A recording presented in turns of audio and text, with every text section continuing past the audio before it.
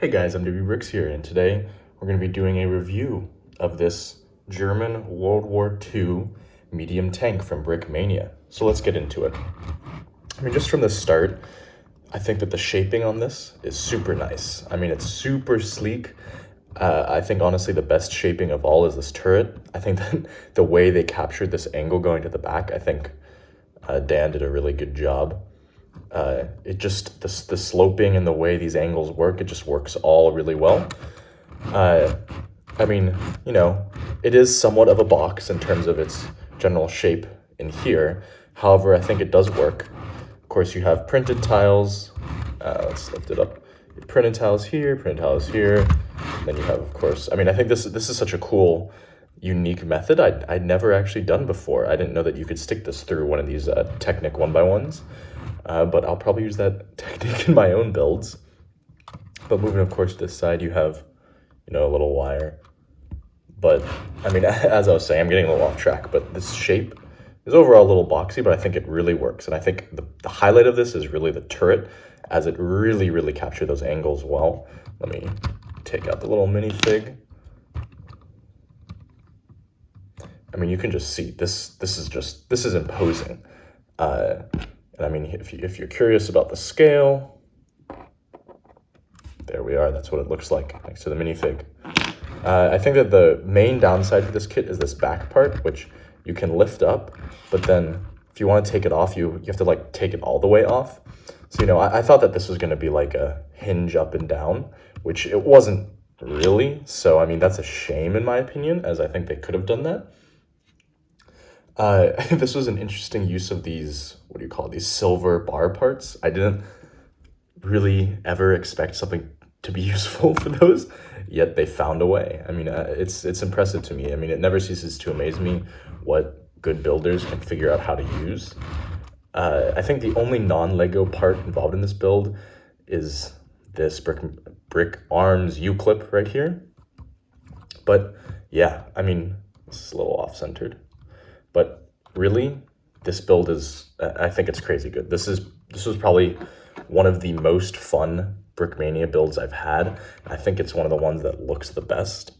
This was really the first kit that I built that was a German kit from World War II from Brickmania. And I think that this definitely did not disappoint. I mean, now I'm really tempted to buy, you know, the other stuff that they come out. I know that they're not going to come out with any World War II stuff in any times right now, or soon, should I say. But I'm encouraged by this first one that, you know, the stuff they make for this era is super good. I actually have a second one of these, which I will end up building soon. So then, you know, I'll have a couple of these, and that'll be awesome. Soon enough, I'll have a mock for these.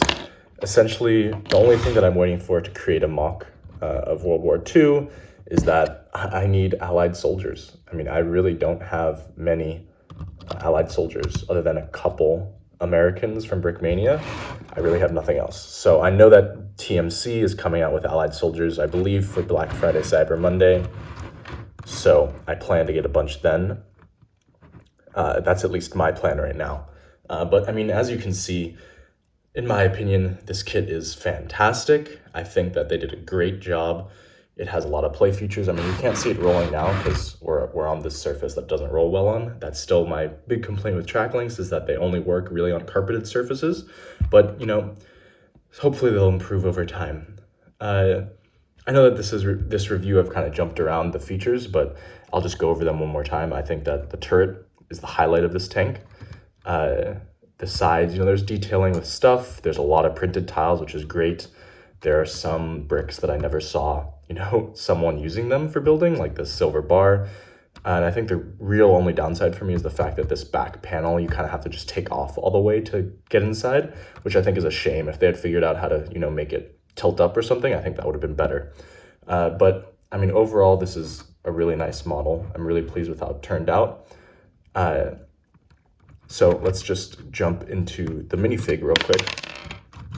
Give me 1 second. I have to get him a minifig stand. Okay, let's get to focus. There we go. So here we have our minifig. Here is our Panzer Commander. As you can see, great detailing by Lando. I mean, I think the highlight of this is obviously the hat and his, what should we call it? What would you call those? I don't know why I'm blanking. His headset. His hat and his headset is obviously the highlight. I think those just look amazing. That just shows you the power of their 3D printing. I love the binoculars on him, and I think that he just makes a great figure for this kit. He works really well. I think the only downside that I found is that my guy's arms are super, super loose for whatever reason. So, you know, that just means that they'll probably, if I use him a lot, they'll probably wear out quickly.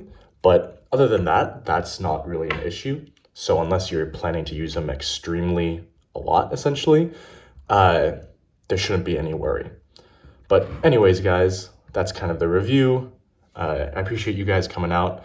I know it wasn't a very comprehensive talking about the history or anything like that, but I'm just really trying to show you the basics of the kit and how I felt it was and kind of the building techniques and what I felt worked. But anyways, guys, I appreciate your support. Like, comment, subscribe as usual, and I'll catch you next time. This is MW Bricks, and I'm signing out. See you guys.